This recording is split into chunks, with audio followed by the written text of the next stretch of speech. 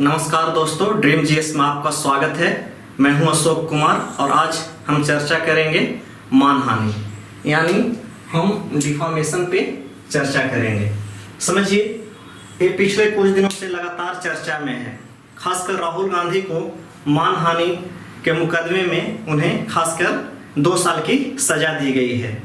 और जब 2 साल की सजा किसी सांसद को होती है या किसी जनप्रतिनिधि को होती है तो पीपुल रिप्रेजेंटेशन एक्ट 1951 के तहत उसे अयोग्य करार दिया जाता है। अभी गुजरात के कोर्ट के द्वारा राहुल गांधी को मानहानि के मुकदमे में 2 साल की सजा दी गई है। खैर, मानहानि है क्या, यह समझने की कोशिश करेंगे। मानहानि अगर पूछा जाए तो आप देखिए, हमने यहाँ लिखा है किसी व्यक्ति, व्यापार, उत्पाद, समूह, सरकार, धर्म या राष्ट्र के प्रतिष्ठा को हानि पहुंचाने वाला असत्य कथन मानहानि कहलाता है। यानी मानहानि शब्द में ही छुपा हुआ है कि मान का हानि, यानी सम्मान की हानि पहुंचाया जा रहा है, यही कहलाता है मानहानि। अब यहां पर आपके दिमाग में यह बात आनी चाहिए कि मानहानि किसी व्यक्ति के विरुद्ध भी हो सकता है, किसी समुदाय विशेष के विरुद्ध हो सकता है, किसी धर्म के विरुद्ध हो सकता है, किसी संस्था के विरुद्ध हो सकता है, कोई प्रोडक्ट है उसके विरुद्ध भी हो सकता है। पूछिए कैसे, किसी प्रोडक्ट का मानहानि कैसे हुआ? इवन यहां तक जो व्यक्ति मृत हो गया है उसके विरुद्ध भी लोग मानहानि का मुकदमा दायर कर सकते हैं। पूछिए कैसे?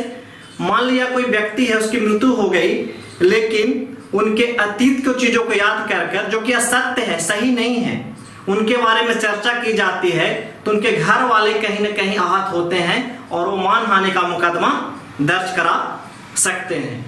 रही बात संस्था, जैसे कोई आपका प्रेस्टिजियस इंस्टीट्यूशन है, आप उसके विरुद्ध कुछ दर्ज करते हैं, झूठी अफवाह फैलाने की कोशिश करते हैं, तो उनके मान में कहीं ना कहीं कमी आएगी, सम्मान में कहीं कहीं कमी आएगी।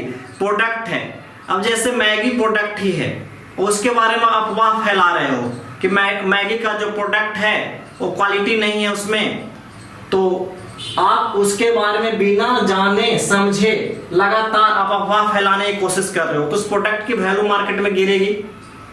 धर्म इस देश की एक सेंसिटिव मुद्दा है। किसी धर्म विशेष के बारे में आप अनाप शनाप बोलने की कोशिश करते हो, यानी गलत चीजों को प्रचारित करने की कोशिश करते हो कि इस धर्म में ऐसा है, जिससे एक धर्म विशेष को अपमानित महसूस होना पड़े, तो यह भी कहीं ना कहीं मानहानि के दायरे में आ जाएगा।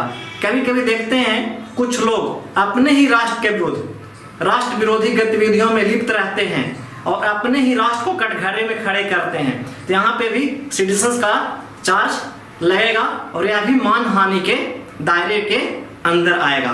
तो आप पुनः समझिए कि मानहानि व्यक्ति हो या व्यापार या कोई प्रोडक्ट, कलेक्टिव एक कम्युनिटी को आप ले लीजिए, सरकार, धर्म या राष्ट्र, किसी के प्रतिष्ठा को हानि पहुंचाने वाला कोई भी ऐसा सत्य कथन कहा जाएगा तो मानहानि के दायरे में आएगा।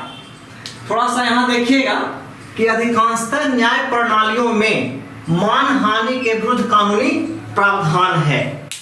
आप किसी का मानहानि करेंगे तो उसके लिए कानूनी प्रावधान है, ताकि आप में यह डर बना रहे।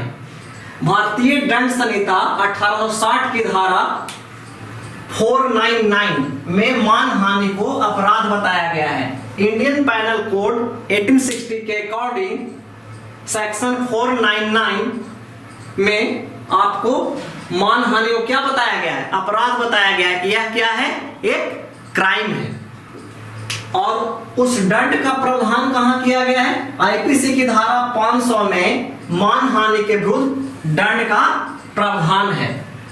और यह भी समझिए कि मानहानि सिविल क्राइम भी कहा जा सकता है या क्रिमिनल क्राइम भी कहा जा सकता है। इसमें दोनों तरह की सजा का प्रावधान है मानहानि में, सिविल और क्रिमिनल। सिविल में यह हो सकता है कि आपको आर्थिक यहां पर दंड दिया जाए। क्रिमिनल में क्या होगा? यहां पे ज्यादा उम्मीद है कि आपको 2 साल तक की सजा हो सकती है या आर्थिक दंड भी लगाए जा सकते हैं। तो यह आप याद रखेंगे कि मानहानि में 2 तरीके का दंड का प्रावधान है, एक सिविल भी हो सकता है, दूसरा क्रिमिनल भी हो सकता है, और इसमें 2 साल की सजा आपको मानहानि के मुकदमे में हो सकता है या आर्थिक दंड आप पर लगाया जा सकता है।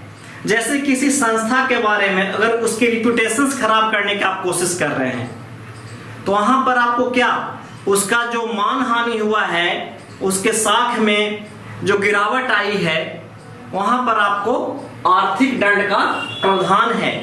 वहां पर एक केस फाइल किया जाएगा, और वहां भी नियम है कि यहां पर समझने का कोशिश कीजिएगा, कोई कंपनी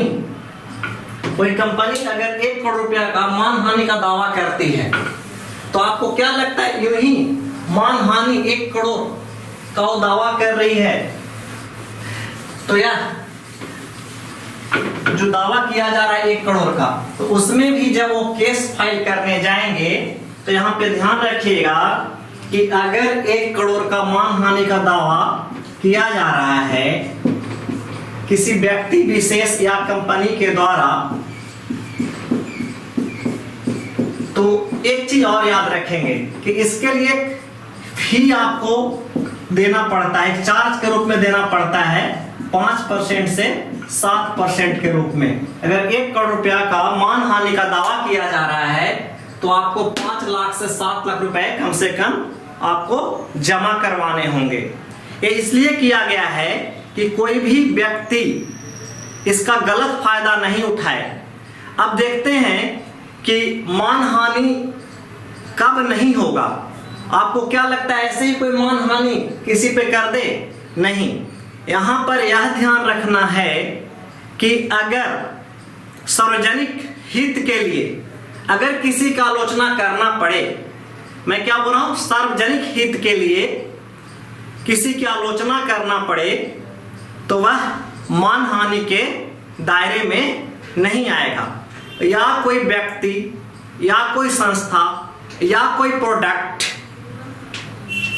अगर इनके बारे में सत्यता से बातें रखा जाए, प्रखर होकर रखा जाए, पारदर्शी तरीके से रखा जाए, अगर वहां पर डिमेरिट है तो उसकी आलोचना की जाए, तो ऐसी स्थिति में यह मानहानि कहा ही नहीं जाएगा। तो इस चीज को आपको बहुत अच्छी तरीके से याद रखना है।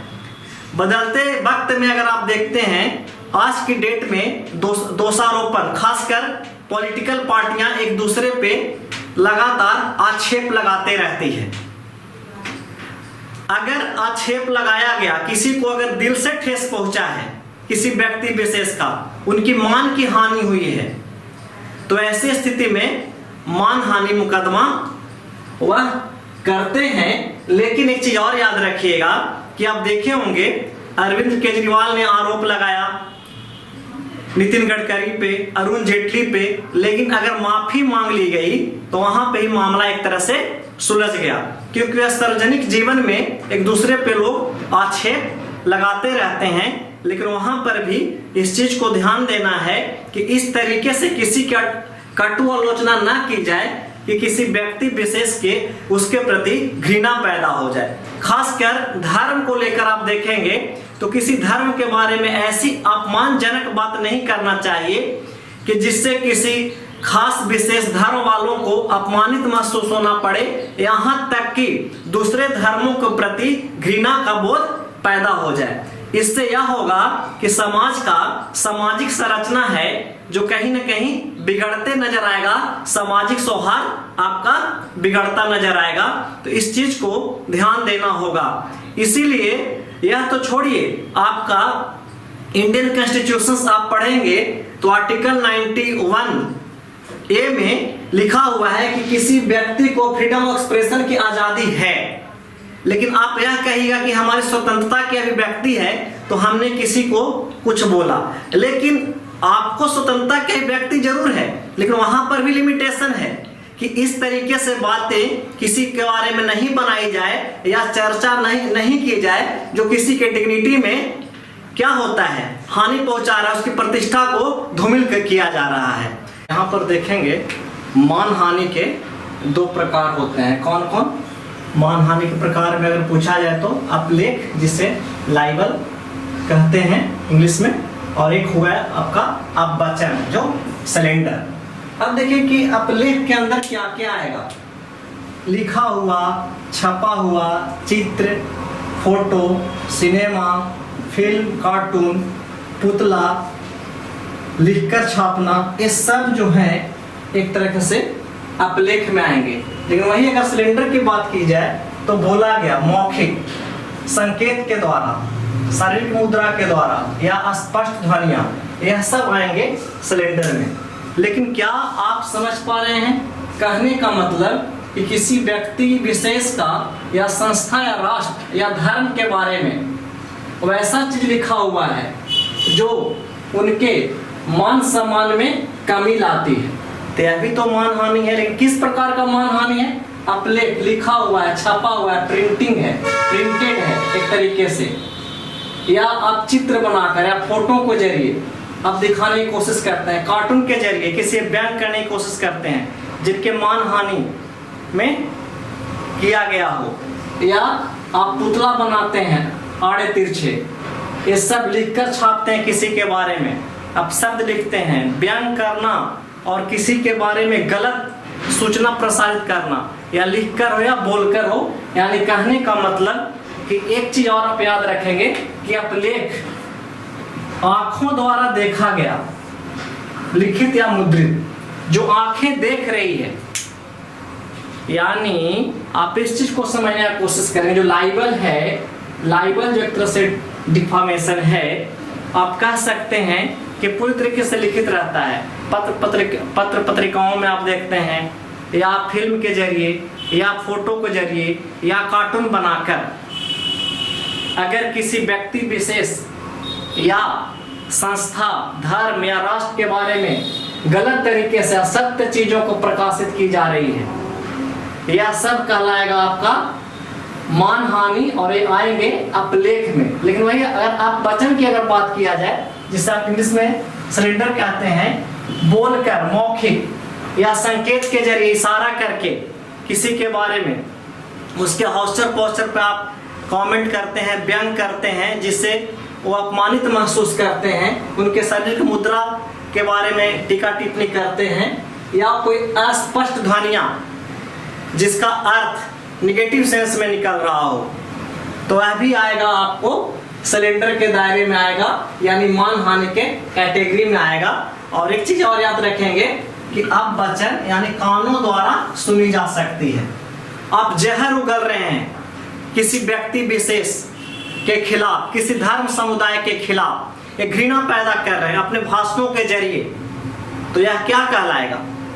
अगर देखिएगा तो यही तो यह कहलाएगा ना कि आप किसी व्यक्ति विशेष, जाति, समुदाय के प्रति आप नफरत पैदा कर रहे हैं, समाज को बांटने का काम कर रहे हैं, तो यह भी किसी समाज या समुदाय के द्वारा आप पर मानहानि का मुकदमा दर्ज कराया जा सकता है।